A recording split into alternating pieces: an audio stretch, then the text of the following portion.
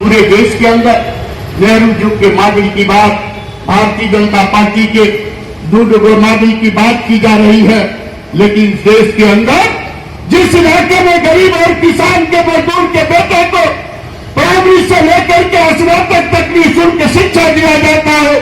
जिस राज्य में शिक्षा और स्वास्थ्य फ्री की व्यवस्था है, सारे गरीब और कमजोर लोगों को हम शिक्षित करने का काम उनके स्वास्थ्य की जिम्मेदारी लिया हो,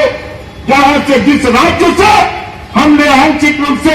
देहाती और से गरीबी था उसको हमने खत्म किया है, तो इस देश के अंदर दुनिया के अंदर जो स्वास्थ्य के क्षेत्र में एक नंबर का स्थान हासिल किया हो उसको मॉडल के रूप में नहीं प्रदर्शित किया जा सकता। लेकिन दिल्ली के अंदर तो आम आदमी पार्टी की भी सरकार थी,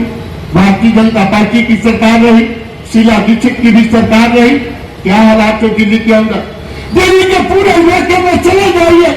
झोपड़पट्टी से लेकर के कचरा से लेकर के कचरा का ढेर बना हुआ है, लेकिन पूरे देश और दुनिया के अंदर यदि स्वच्छ और साफ सुथरा के नाम पर कोई राज्य है तो वह केरल है, और उस केरल मॉडल की बात पूरे देश के अंदर ये नहीं कर सकते, जहां पे हमने गरीबी मिटाने का काम किया है, शिक्षा सबके दरवाजे तक पहुंचाने का काम किया है, सारे गरीब और कमजोर लोगों को बच्चों को अधिकार दिया है, हमने सारे लोगों को सामाजिक सुरक्षा पेंशन दिया है। और आज उत्तर प्रदेश और बिहार राजस्थान के अंदर जहां भारतीय जनता पार्टी की सरकार है वहां महिलाओं और गरीबों की क्या हालात है।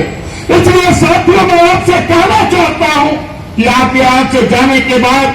जो हमारे देश के अंदर भारतीय जनता पार्टी की जन विरोधी नीतियां हैं, मजदूर विरोधी नीतियां हैं, किसान मजदूर विरोधी नीतियां हैं, छात्र युवा नीति विरोधी है, उस विरोध में 10 जनवरी को आज से जो कार्यक्रम संयुक्त आंदोलन है और 12 फरवरी को श्रमिक संहिताओं के खिलाफ श्रमिकों के ऊपर कुचक्र करने और उनके ऊपर हमला करने के विरोध में जो आंदोलन 12 फरवरी को हम हड़ताल का नारा दिया गया है, उसमें हमारा संगठन अखिल भारतीय खेत मजदूर यूनियन भी शामिल है। इसलिए साथियों मैं आपसे कहना चाहता हूं कि आपके बीच में हमारे प्रदेश और देश के नेता हैं और केंद्रीय